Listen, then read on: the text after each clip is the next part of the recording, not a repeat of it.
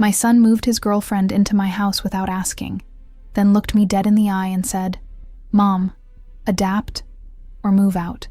I stared at this 28-year-old man I'd raised alone, standing in the living room I'd been paying for since before he was born, telling me I needed to adjust to his girlfriend rearranging my furniture and throwing away my personal belongings like she owned the place.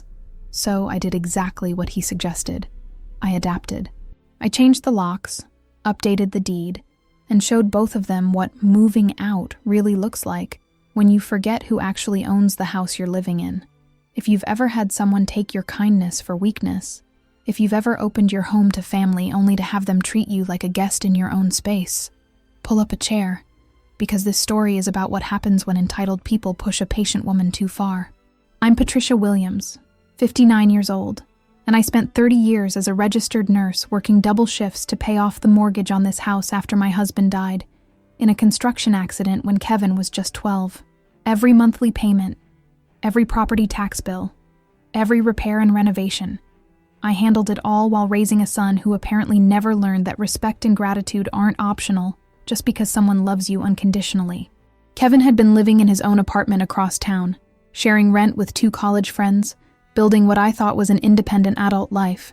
Then the lease situation fell through, his roommates moved out, and suddenly my responsible grown son was asking if he could move back home temporarily, while he figured out his next steps. Of course I said yes.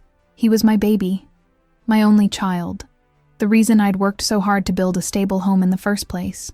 I cleaned out the guest room, made space in the garage for his furniture, stocked the refrigerator with his favorite foods. I was actually excited to have him home again, looking forward to those conversations over morning coffee and the comfort of not eating dinner alone every night. What I didn't expect was for him to show up with Madison Clark, his girlfriend of 6 months, carrying suitcases like she'd been invited to move in permanently alongside him. "Madison needs a place to stay too," he announced, not asked, as they walked through my front door like they were checking into a hotel I happened to manage. And if you believe that homeowners deserve basic respect in their own houses, that adult children should ask permission before making major decisions that affect their parents' living situations, hit that subscribe button right now. I'm about to tell you exactly what happens when you mistake a mother's love for a landlord's desperation, and why some lessons can only be taught with new locks and legal paperwork. Let me take you back to the early years, when Kevin was that gap-toothed 8-year-old helping me plant tomatoes in our backyard garden, his small hands carefully placing seeds in soil we'd prepared together on weekend mornings. "Mom, when I grow up, I'm gonna buy you an even bigger house," he'd promise, dirt under his fingernails and sunshine in his smile, making those grand plans that children make when they think love and good intentions can solve any problem. After David died, crushed by falling scaffolding on a job site that hadn't followed proper safety protocols, Kevin and I became a team of 2 against everything the world could throw at us. I picked up extra shifts at the hospital, worked holidays and weekends, sometimes pulling 16-hour days because the overtime pay meant we could keep the house, keep the stability, keep some sense of normal in a life that had been turned completely upside down. Those were hard years, but they were also precious in ways I didn't fully appreciate until they were over. Kevin would wait up for me when I worked late shifts, doing his homework at the kitchen table so we could talk about his day when I got home. We'd make pancakes together on Sunday mornings, watch old movies on Friday nights, create traditions that were just ours because we only had each other to count on. I never remarried, never dated seriously, partly because Kevin needed all my attention, and partly because no one seemed worth disrupting the life we'd built together. He was my priority, my motivation for every sacrifice, every extra hour of work, every decision about how to spend money or time or energy. When he made honor roll, when he got accepted to college, when he graduated and found his first real job, every achievement felt like validation that all the struggle had been worth it. Kevin was respectful in those days, grateful for everything we had, understanding about the things we couldn't afford. He worked part-time jobs during high school, contributed to household expenses when he started his career, treated our home like the sanctuary I'd worked so hard to create and maintain. "Thanks, Mom," he'd say when I'd cook his favorite dinner, or wash his laundry, or help him figure out some adult problem he wasn't quite ready to handle alone. "I don't know how you do everything." The house on Maple Street wasn't fancy, but it was ours. 3 bedrooms, 2 bathrooms, a kitchen I'd renovated 1 paycheck at a time. A living room where we'd celebrated birthdays and holidays and quiet Tuesday evenings that didn't need celebrating because we were content just being together. Every room held memories of Kevin growing up, of bedtime stories and homework sessions, and conversations about dreams and fears, and everything that matters when you're building a life with someone you love unconditionally. When he moved out at 25, I was proud and heartbroken in equal measure. Proud because he was independent and successful. Heartbroken because the house felt enormous and empty without his energy filling it. But that's what good parents do. We raise them to leave us. Even when leaving us means we eat dinner alone and talk to the television because the silence is too heavy to bear. The first sign of trouble came during Kevin's second week back home, when I walked into my own living room and couldn't recognize it. The furniture had been completely rearranged. My reading chair shoved into the corner, the coffee table moved against the wall, the family photos on the mantel rearranged to make room for Madison's collection of scented candles that smelled like a perfume store had exploded. "We're just making the space more functional," Madison explained when I asked about the changes, using that tone people use when they're doing you a favor you didn't request. "This layout is much better for entertaining. And honestly, Patricia, your decorating style is a little dated. I'm studying interior design, so I know what works in modern spaces. Modern spaces. Like the home I'd been perfecting for 30 years was some kind of museum that needed updating by a 24-year-old who'd been living there for less than 2 weeks. I looked around at the room where Kevin and I had watched 1,000 movies together, where we'd opened Christmas presents and talked through teenage heartbreaks and celebrated every milestone of his life, and felt like a stranger in my own house. When I tried to talk to Kevin about it privately, he brushed off my concerns with the kind of dismissive attitude I'd never seen from him before. "Madison's trying to help, Mom. She's got great taste. And let's be honest, this place could use some updating. You've had the same furniture since I was in middle school. The same furniture I'd saved for months to buy, chosen carefully to create a warm and comfortable home for the family we were trying to rebuild after losing David. The same furniture where Kevin had done homework and played video games and brought girlfriends in high school who'd all complimented how cozy and welcoming our house felt compared to their own sterile, perfect homes. But Madison wasn't finished with her improvements. She reorganized my kitchen, moving dishes to different cabinets and rearranging my spice rack according to some system that made sense to her, but left me confused in my own cooking space. She threw away what she called clutter, including a ceramic bowl Kevin had made in art class when he was 10, a small thing that probably looked like junk to her, but held 20 years of memories for me. "I thought you'd appreciate having less stuff to dust," she said when I asked about the missing bowl, like she'd done me some kind of favor by disposing of my son's childhood artwork without asking. Minimalism is really trending right now. Clean spaces, clean minds, you know? Clean minds. Like the memories attached to my personal belongings were somehow dirty or unhealthy. Like the life I'd built in that house was something that needed to be sanitized and modernized by someone who'd never contributed a single mortgage payment or property tax bill or repair expense to its upkeep. The breaking point came when I discovered she'd been going through my bedroom, reorganizing my closet and bathroom according to her ideas about what a woman my age should keep versus what needed to be updated. She'd boxed up clothes that were too young for me, makeup that was the wrong colors for my skin tone, and books she considered depressing because they dealt with grief and loss, and other topics she apparently thought I should avoid. "I'm trying to help you move forward, Patricia," she explained when I confronted her about the invasion of privacy. "You've been stuck in the past for too long. Kevin agrees that you need to embrace this new chapter of your life instead of clinging to old habits that aren't serving you anymore." The confrontation that changed everything happened on a Tuesday evening in November, exactly 6 weeks after Kevin and Madison had moved into my house without any discussion about boundaries, expectations, or how long temporary was supposed to last. I came home from a particularly brutal shift at the hospital, 3 emergency surgeries and a patient who'd coded twice, looking forward to a quiet dinner and maybe watching some mindless television before falling into bed. Instead, I walked into chaos. Madison had decided to host what she called a dinner party for her friends, using my dishes, my food, and my dining room without asking permission or even giving me advance notice. 8 people I'd never met were sitting around my table, drinking wine from glasses I'd received as wedding gifts 28 years earlier, while Madison played hostess like she'd bought and paid for everything they were enjoying. "Oh, Patricia's home," Madison announced when I walked into my own dining room, using that bright fake voice people use when they're performing for an audience. "Everyone, this is Kevin's mom. She's been so generous letting us stay here while we get back on our feet." The way she said it made me sound like some kind of charity case who was lucky to have them there, instead of the homeowner who was providing free housing to two ungrateful adults. Kevin was at the head of my table, my father's antique dining table that I'd inherited and treasured for decades, acting like the man of the house, pouring wine and telling stories about our place, like he was the one who'd spent 30 years making mortgage payments to earn the right to call it ours.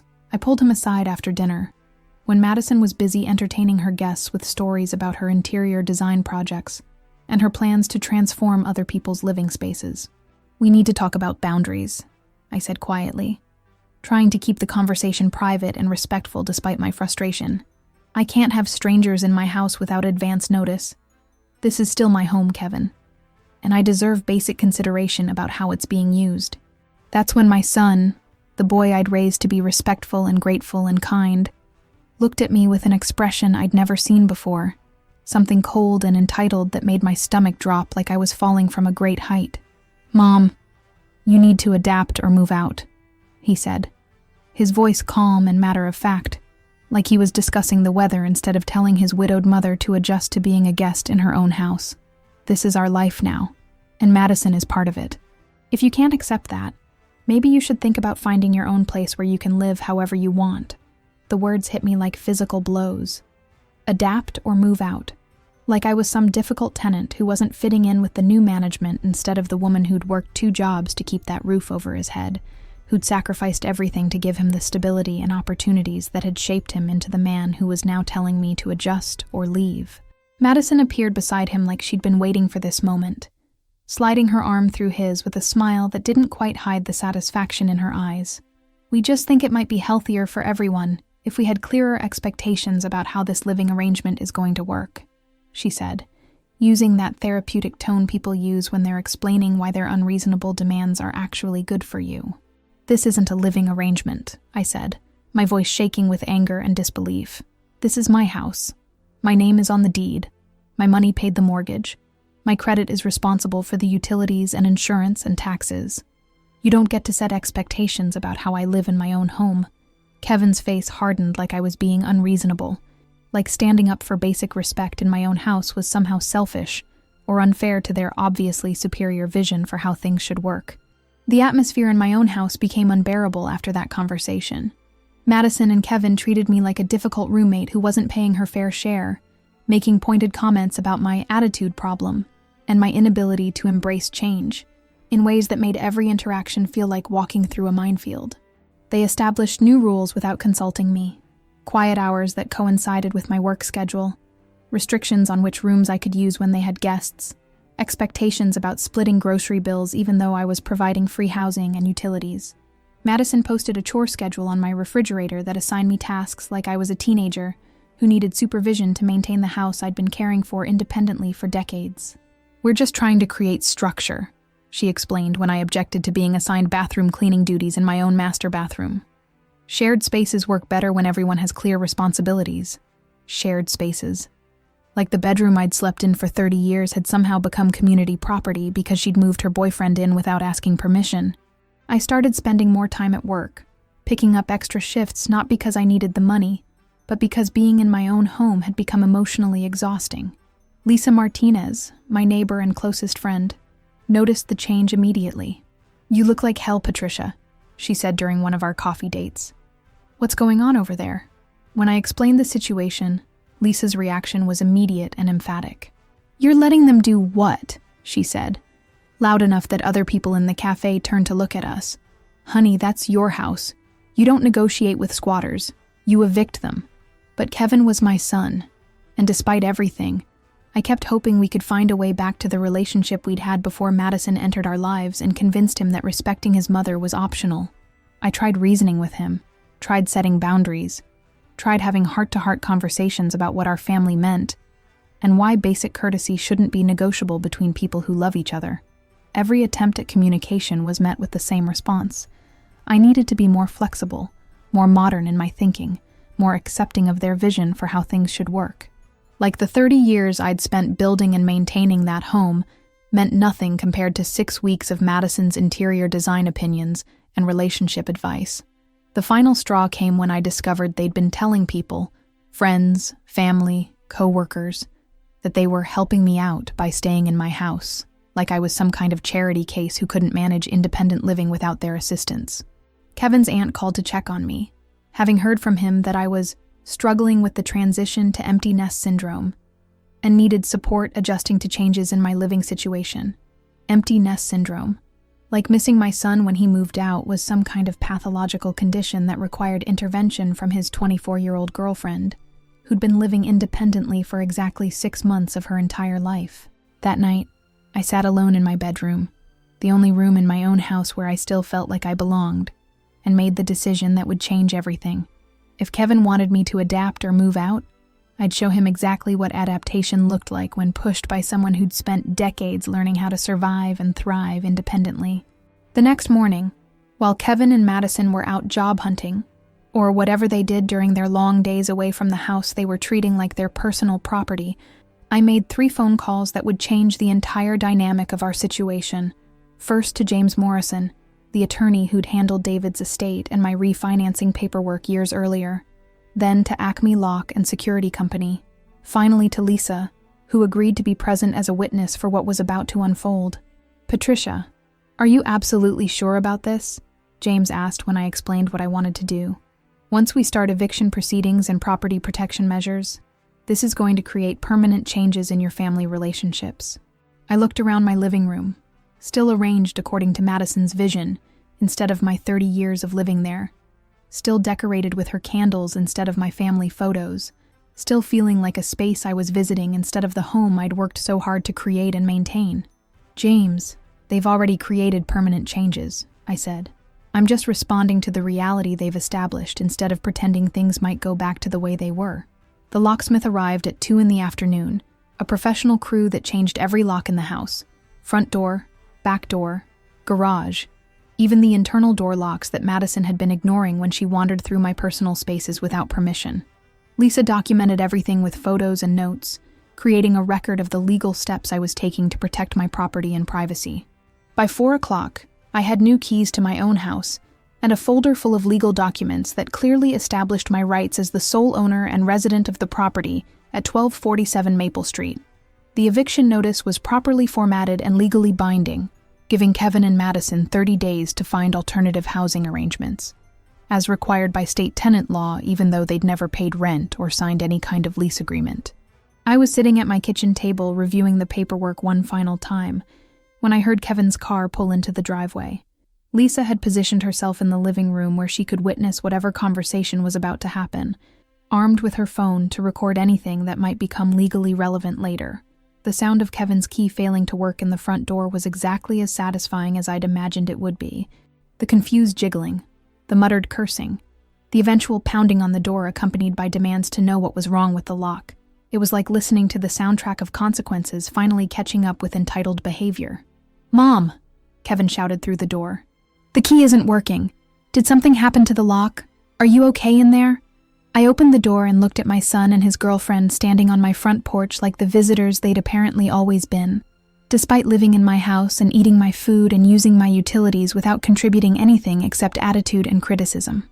"The locks work perfectly," I said, holding up my new set of keys. "They just don't work for people who don't live here anymore." The expression on Kevin's face was priceless, confusion shifting to disbelief, shifting to anger as he realized what had happened. Madison's reaction was even more dramatic, her mouth falling open like she couldn't process the possibility that actions might have consequences in the real world. "What are you talking about?" Kevin demanded. "We live here. This is our home. You can't just change the locks." That's when I handed him the eviction notice, properly served and legally binding, along with a copy of the property deed that clearly showed my name as the sole owner of the house he'd been treating like his personal kingdom. "You told me to adapt or move out," I said, my voice calm and steady despite the adrenaline rushing through my system. So I adapted. I adapted to the reality that my adult son and his girlfriend have been treating my generosity like weakness, My home like their personal playground, and my feelings like they don't matter because you assumed I'd never stand up for myself. Kevin stared at the legal documents like they were written in a foreign language, his face cycling through emotions as he tried to process what was happening. Madison, meanwhile, was sputtering about tenant rights and illegal eviction, clearly unaware that squatters don't automatically acquire legal protections just because they've been freeloading successfully for a few weeks. "Mom, you can't be serious," Kevin said, his voice taking on that pleading tone I hadn't heard since he was a child, asking for something he knew he didn't deserve. "Where are we supposed to go? We don't have anywhere else to live." "That's the same problem you had 6 weeks ago when you asked to move back home temporarily," I replied. "The difference is that now you have 30 days to solve it, instead of expecting me to provide free housing, while you and your girlfriend treat me like an unwelcome guest in my own house." Lisa stepped forward with her phone still recording, making sure Kevin and Madison understood that everything was being documented for potential legal proceedings. "Your mother has been more than generous," she said. "Most landlords would have started eviction proceedings after the first time you rearranged their furniture without permission. What happened next was predictable. Threats of legal action that would go nowhere, demands for explanations that I'd already provided multiple times, promises to change behavior that should never have been a problem in the first place." Madison tried tears. Kevin tried guilt. Both of them tried various forms of manipulation that might have worked on the woman they'd been taking advantage of, but didn't work on the woman who'd finally remembered her own worth. They moved out within 2 weeks. Not because the law required it, but because they finally understood that their free ride was permanently over. Kevin left angry. Madison left indignant, both of them apparently convinced that I was the unreasonable one for expecting basic respect in my own home. The house felt like mine again the moment their last box went out the door. I rearranged the furniture back to the way I liked it, retrieved my family photos from the storage box where Madison had hidden them, replaced her scented candles with the simple decorations that made the space feel like home instead of a showroom. Kevin and I didn't speak for almost 3 months after they moved out. When he finally called, it was to apologize, not just for Madison's behavior, but for his own. For forgetting that respect and gratitude aren't optional just because someone loves you unconditionally. For treating my kindness like weakness instead of the gift it was meant to be. "I should have set boundaries from the beginning," he said during that difficult conversation. "I should have protected you instead of expecting you to adjust to treatment you never deserved." Madison and I broke up, by the way. Turns out she treats everyone the way she treated you when she thinks she can get away with it. We're rebuilding our relationship now, slowly and carefully, with clear boundaries about what behavior is acceptable and what consequences will follow if those boundaries get crossed again. He visits for dinner every Sunday, helps with projects around the house, treats my home with the respect it deserved all along. Tell me in the comments, have you ever had to choose between keeping the peace and standing up for yourself in your own home? Have you ever reached the point where you realized that being too accommodating was actually enabling disrespectful behavior? If this story reminded you that kindness doesn't mean accepting mistreatment, that homeowners have rights even when dealing with family members, that sometimes love requires setting boundaries instead of removing them, hit that subscribe button and ring the notification bell. I'm Patricia Williams, and I've got more stories about finding your backbone when people mistake your patience for weakness, about the difference between helping family and enabling entitled behavior, and about what happens when you finally remember your own worth in relationships that have become one-sided. Because sometimes the most loving thing you can do for someone is show them that their actions have consequences, even when those consequences are uncomfortable and overdue.